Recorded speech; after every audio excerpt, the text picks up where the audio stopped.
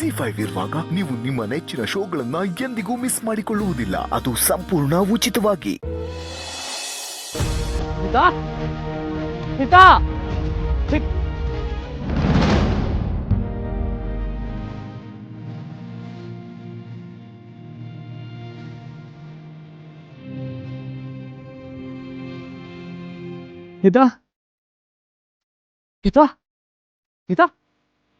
ಎಲ್ಲೋಗಿದೆ ಪುಟ್ಟ?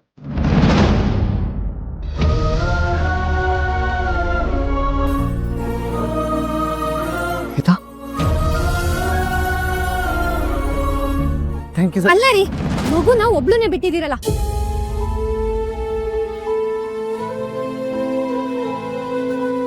ಬೇರೆ ಊರಿಂದ ಬಂದಿದ್ದೀರಾ ಅಂದ್ಮೇಲೆ ಮಗು ಜೊತೆ ಒಬ್ರಾದ್ರೂ ಇರ್ಬೇಕು ತಾನೆ? ಅಲ್ಲ, ಮಗು ಆಸೆ ಪಡ್ತು ಅಂತ ಸುಳ್ಳು ಹೇಳಿ ಸೈಕಲ್ ಕದಿಯಕ್ಕಾಗತ್ತೆ, ಅದೇ ಮಗುನ ಜೋಪಾನ ನೋಡ್ಕೊಳಕ್ಕಾಗಲ್ವಾ? ಹೆಲೋ,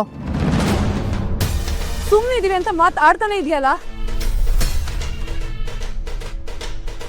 ಅದಕ್ಕೆ ಅಂತಾನೆ ಒಂದಿಷ್ಟು ದುಡ್ಡು ಬಿಸಾಕ್ತೀನಿ, ತಗೋ.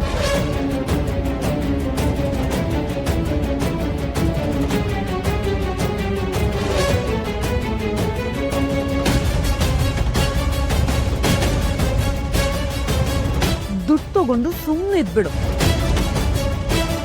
ನಮಗ್ ಜ್ಞಾನ ಕೊಡಕ್ ಬರ್ಬೇಡ. ಒಂದ್ ನಿಮಿಷ.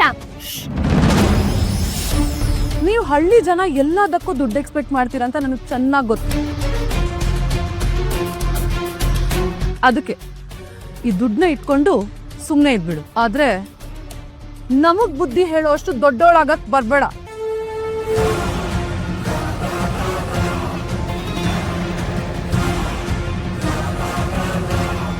ಹಲೋ, ಮೊದಲನೇದಾಗಿ ದುಡ್ಡನ್ನ ಈ ತರ ಬಿಸಾಕಿ ಅದಕ್ಕೆ ಅವಮಾನ ಮಾಡ್ತಾ ಇದ್ಯಾ, ಅದೇ ದೊಡ್ಡ ತಪ್ಪು.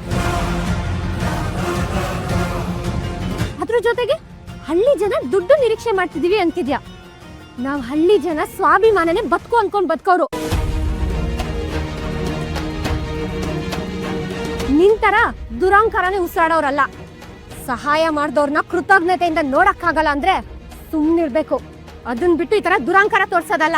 ಏಯ್, ಎಷ್ಟೇ ಮಾತಾಡ್ತೀಯ? ಏನೋ ಮಗುನ್ ಕಾಪಾಡಿದಾಳೆ, ದುಡ್ಡು ಕೊಡೋಣ ಅಂತ ಬಂದ್ರೆ ನಾನ್ ಕೇಳಿದ್ನಾ? ನಾನ್ ನಿನ್ನ ದುಡ್ಡು ಕೇಳಿದ್ನಾ? ಇಲ್ಲ, ದುಡ್ಡಿಗೋಸ್ಕರ ಮಗುನ್ ಕರ್ಕೊಂಬಂದೆ ಅಂತ ಹೇಳಿದ್ನಾ? ನಿಮ್ಮಂತವ್ರಿಗೆ ದುಡ್ಡೇ ಎಲ್ಲ ಆಗಿರ್ಬೋದು, ಆದ್ರೆ ನಾವ್ ಹಳ್ಳಿ ಜನ ಪ್ರೀತಿನ ದುಡ್ಡು ಅಂತ ಬಂದ್ರೆ ನಮಗೆ ಪ್ರೀತಿ ಮುಂದೆ ಇರುತ್ತೆ. ಹಾಗೆ ದುಡ್ಡು ಕಾಗ್ದದ ಸಮ. ಗೇಯ್, ಜ್ಞಾನ ಕೊಡ್ಬೇಡ ಅಂತ ಹೇಳ್ದೆ ತಾನೆ. ಮಗುನ ಕರ್ಕೊಂಡ್ ಬಂದಿದ್ಯಾ, ಹಾಗಂತ ನೀನ್ ಹೇಳಿದ್ನೆಲ್ಲ ಕೇಳ್ಕೊಂಡ್ ಕೂತ್ಕೊಳ್ಳಕ್ ಆಗಲ್ಲ. ಇಲ್ಲಿ ಮಗುನ ನೋಡ್ಕೊಳಕ್ಕೆ ಶಕ್ತಿ ಇಲ್ಲ ಅಂದ್ರೆ ಜವಾಬ್ದಾರಿ ತಗೋಬಾರ್ದು.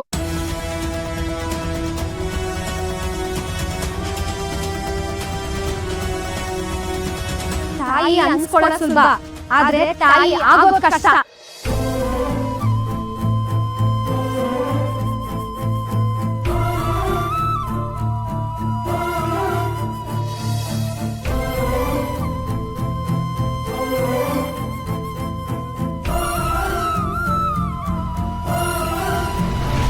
ಜಿ5 ಆಪ್ ಡೌನ್ಲೋಡ್ ಮಾಡಿ ಎಲ್ಲಾ ಸಂಚಿಕೆಗಳನ್ನು ಸಂಪೂರ್ಣ ಉಚಿತವಾಗಿ ನೋಡಿ.